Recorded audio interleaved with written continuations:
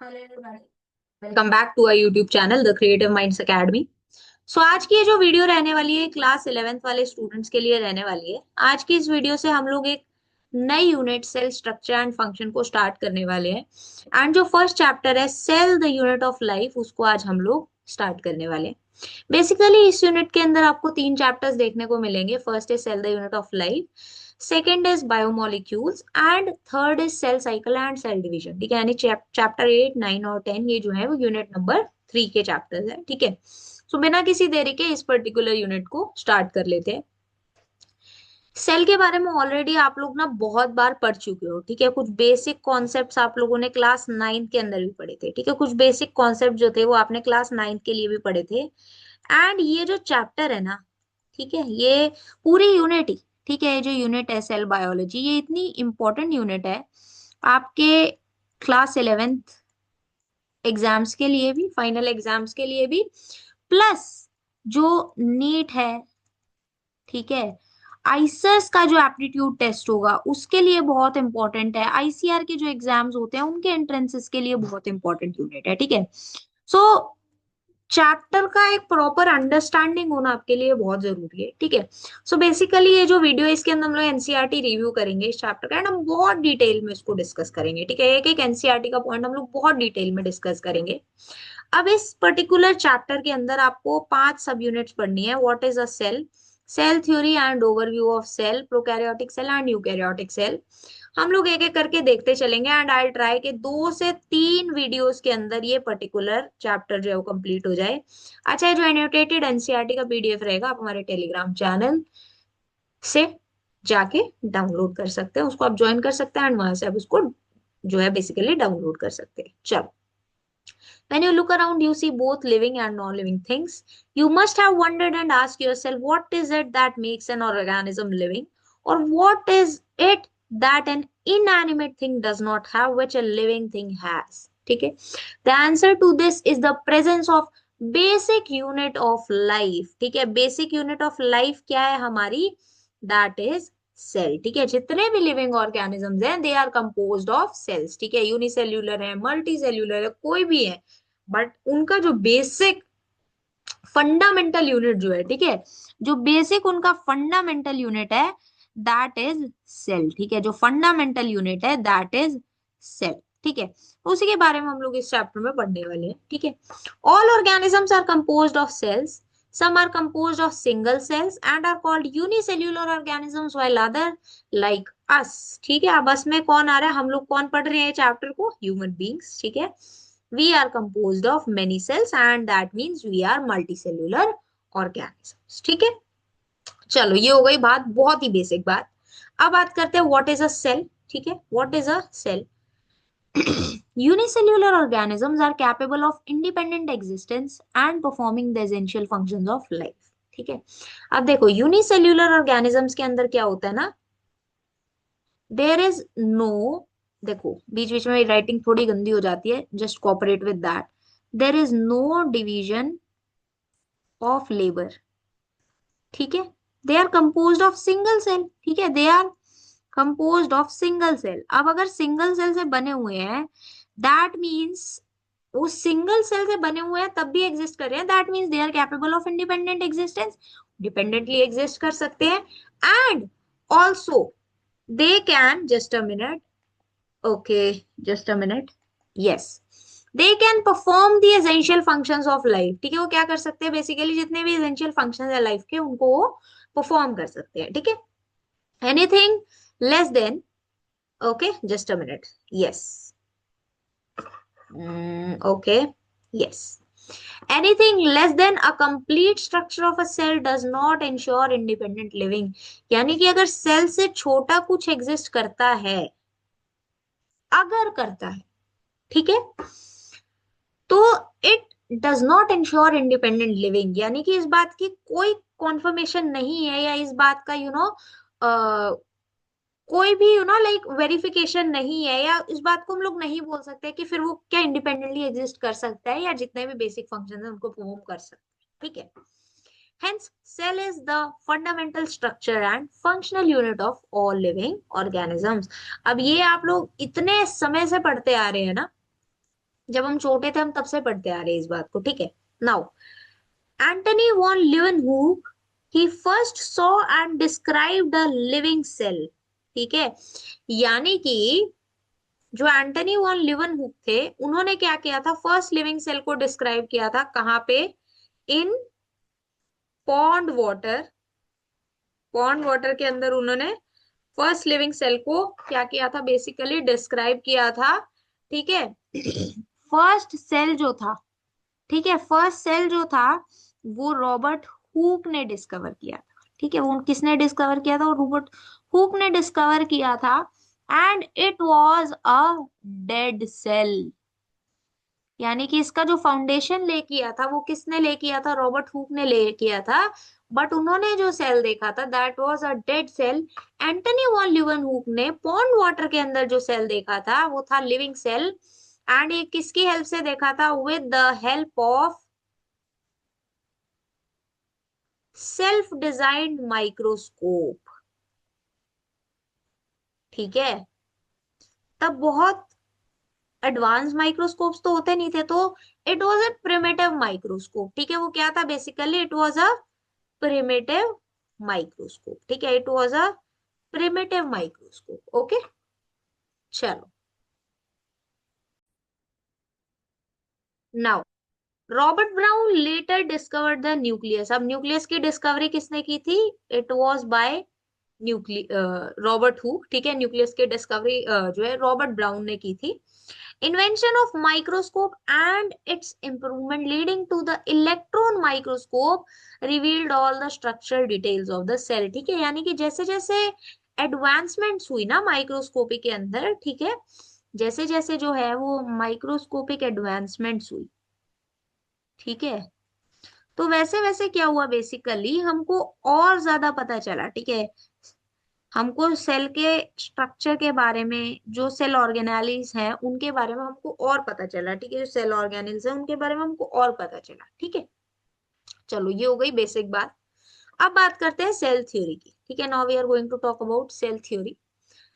Now in 1838 Matthias Schleiden, he was a German botanist, ठीक है, he was a botanist, examined a large number of plants, ठीक है। वो botanist थे मेरी तरह, obviously वो बहुत ही great botanist थे, जो कि हम तो नहीं है। And observed that all plants are composed of different kinds of cells which form the tissue of the plant, ठीक है। यानी कि 1838 के अंदर जो श्लेडन थे उन्होंने, ठीक है, ही वॉज अ बॉटनिस्ट, ठीक है, उन्होंने क्या ऑब्जर्व किया, he observe that all plants are composed of different types of cell, ठीक है, जो मिलके क्या बनाते हैं, बेसिकली टिश्यू बनाते हैं, ठीक है। जस्ट अ मिनट, क्या होता है देखो, सेल से बनता है टिश्यू, टिश्यू से क्या बनता है, ऑर्गन, ऑर्गन से क्या बनता है, there is some problem with my laptop, organ system, and फिर बनता है organism, okay. Just a minute.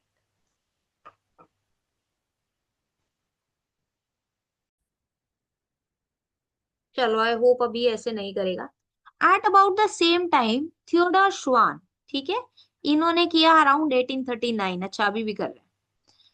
Theodore श्वान इन 1839 and he was a zoologist, ठीक है, he was a zoologist. He studied different types of animal cells and reported that cells had a thin outer layer which is today known as the plasma membrane. यानी कि जो श्लेडन थे उन्होंने क्या observe किया कि plants are composed of cells, ठीक है, जो क्या बना रहे हैं, मिलके टिश्यू बना रहे हैं। जो श्वान थे उन्होंने क्या ऑब्जर्व किया कि जितने भी एनिमल्स, उन्होंने क्या किया, basically different type of animal cells को स्टडी किया। एंड उन्होंने बताया कि सेल्स की एक आउटर मेम्ब्रेन होती है जिसको आज हम लोग क्या बोलते हैं, जिसको आज हम लोग प्लाज्मा मेम्ब्रेन के नाम से जानते हैं, ठीक है, जिसको आज हम लोग प्लाज्मा मेम्ब्रेन के नाम से जानते हैं। He also concluded based on his studies on plant tissues, यानी कि इन्होंने सिर्फ इतना ही नहीं किया, he also studied plant tissues। उन्होंने बताया, ठीक है, based on his studies on plant tissues, he said that the presence of cell wall is a unique character of the plant cells। अब देखो जो सेल वॉल होती है वो ह्यूमंस के अंदर, एनिमल्स के अंदर नहीं प्रेजेंट होती, ठीक है, it is present only in plants, ठीक है, it is present only in plants. तो उन्होंने बताया जो सेल वॉल है it is a characteristic features of plants only, ठीक है।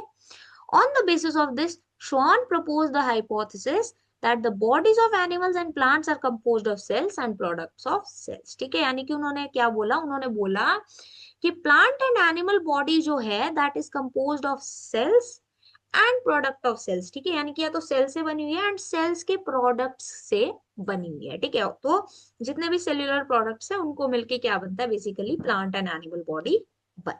ठीक है, ये बात उन्होंने बोली।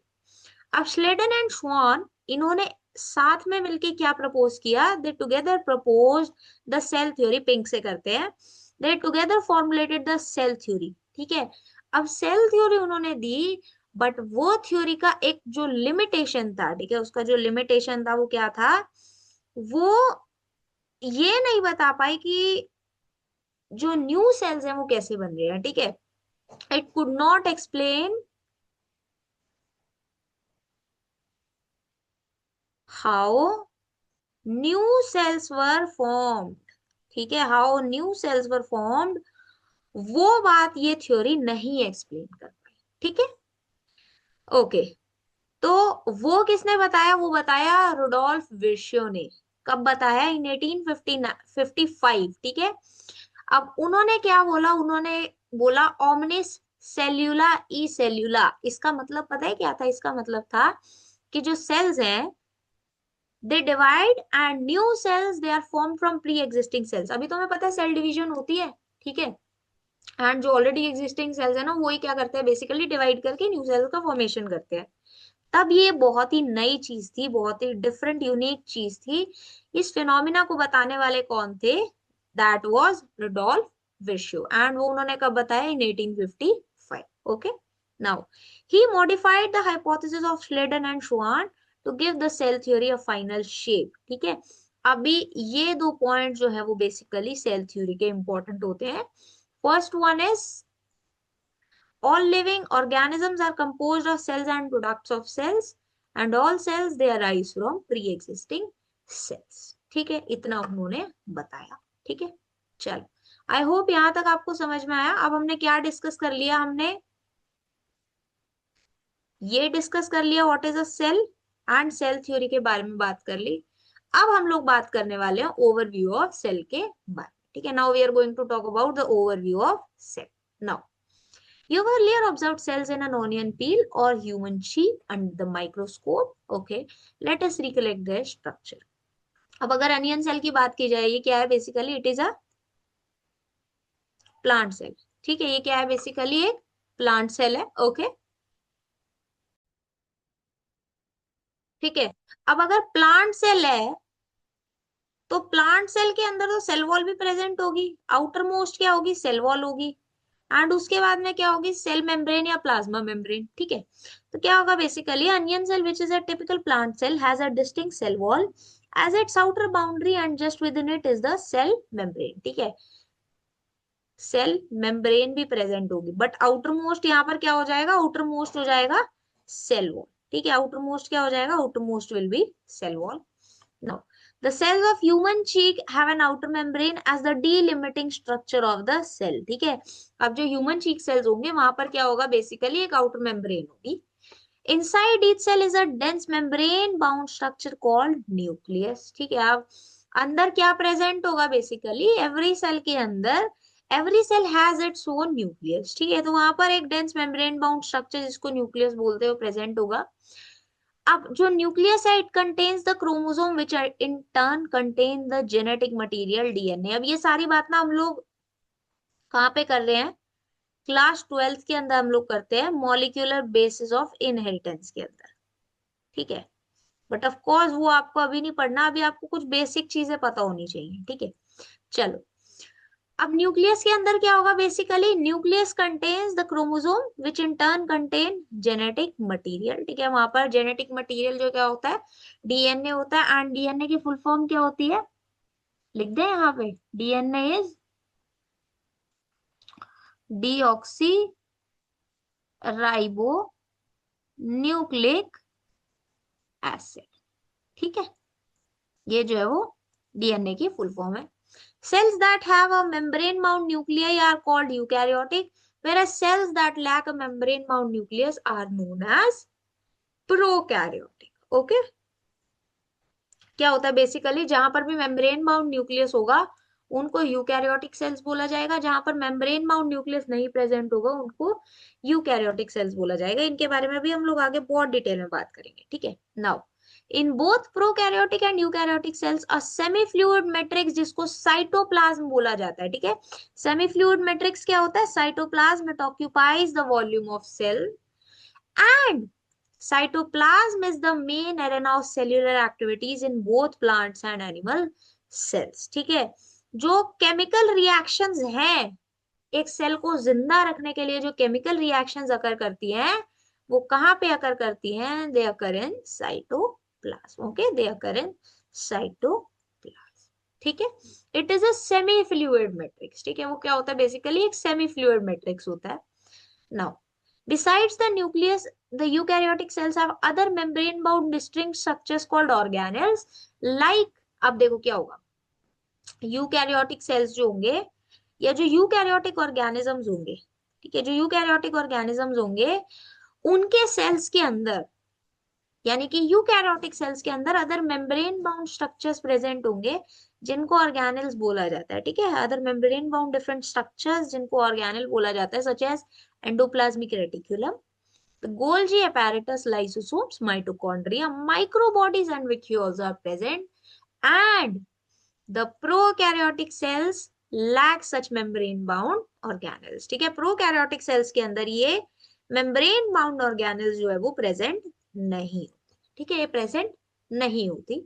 नाउ अब ये पॉइंट आपके लिए बहुत इंपॉर्टेंट है। राइबोसोम्स क्या है? They are non membrane bound organelles which are present in all cells, यानी कि ये प्रोकैरियोट्स के अंदर भी प्रेजेंट है, यूकैरियोट्स के अंदर भी प्रेजेंट है। ये क्या है basically?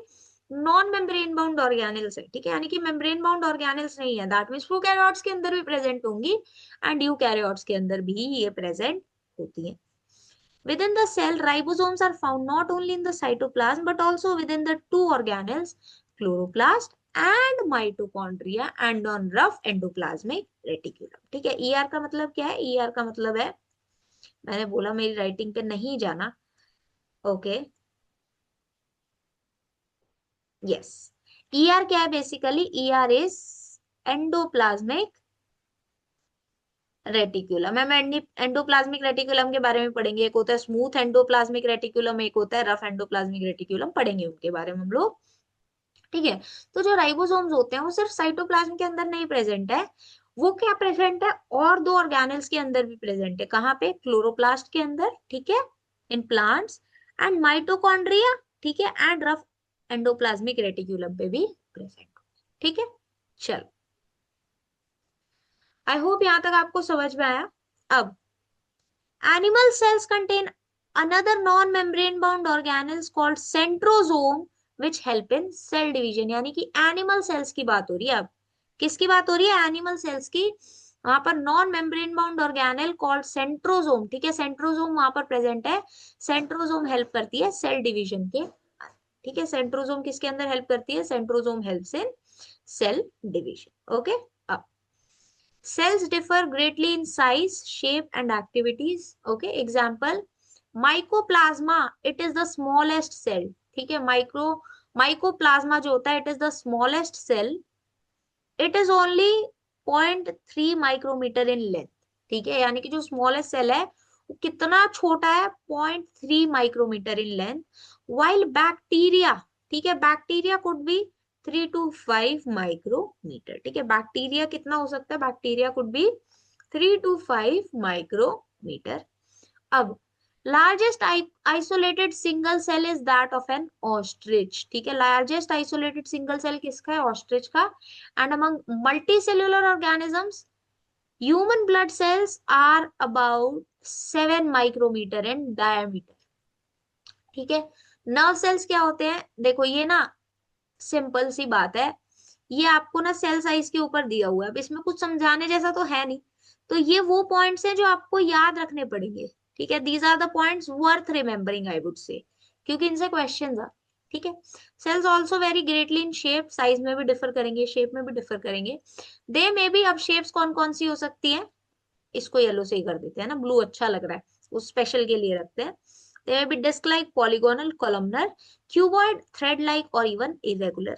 Shape of cell may vary with the function they perform. Very very important. ठीक है, यानी कि शेप जो है वो वेरी कर सकती है depending upon the function they perform. चल, अब एक बार ये डायग्राम देख लेते हैं. ठीक है, डायग्राम देख लेते हैं.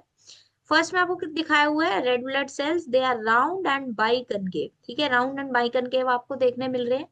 White blood cells, they are amoeboid in shape. Columnar epithelial cells, they are long and narrow. यानी आपको बेसिकली उनकी शेप के बारे में भी बताया हुआ है. नर्व सेल जो होता है, they are branched and long. Tracheid जो होता है, it is an elongated cell. Okay. Mesophyll cells, they are round and oval. ठीक है, they are round and oval. ये जो दिया हुआ है ना, ये आपके लिए बहुत इंपॉर्टेंट है, ये आपको लर्न होना चाहिए. ठीक है, ये आपको लर्न होना चाहिए. चलो, आई होप यहाँ तक आपको समझ में आया. अभी हमने क्या बात कर ली, हमने बहुत ही बेसिक बेसिक बातें की, बट बहुत ही इंपॉर्टेंट बातें अभी हमने कवर कर ली. ओवरव्यू ऑफ सेल को भी हमने कवर कर लिया. नेक्स्ट जो वीडियो आएगी उसके अंदर हम लोग प्रोकैरियोटिक सेल्स को डिस्कस करेंगे. ठीक है, हम लोग प्रोकैरियोटिक सेल्स को यहाँ पर क्या करेंगे, बेसिकली डिस्कस करेंगे. एंड आई विल ट्राई कि एक पर्टिकुलर वीडियो के अंदर ही आपका प्रोकैरियोटिक सेल्स जो है वो कवर हो जाए. ठीक है, okay. So that's all for this video. I know 11th class की बहुत कम वीडियोस आप लोग को देखने मिल रही हैं, but now I will try कि धीरे धीरे करके हम लोग 11th क्लास का भी एनसीईआरटी रिव्यू कंप्लीट कर दे. आई होप ये वीडियो आपको अच्छी लगी हो. अगर आपको ये वीडियो अच्छी लगी है then please like the video, do share it with your friends. And अगर आपने अभी तक हमारे यूट्यूब चैनल को नहीं सब्सक्राइब किया है then please do support us by subscribing to our YouTube channel. We will meet you with another interesting video. Till then, keep learning.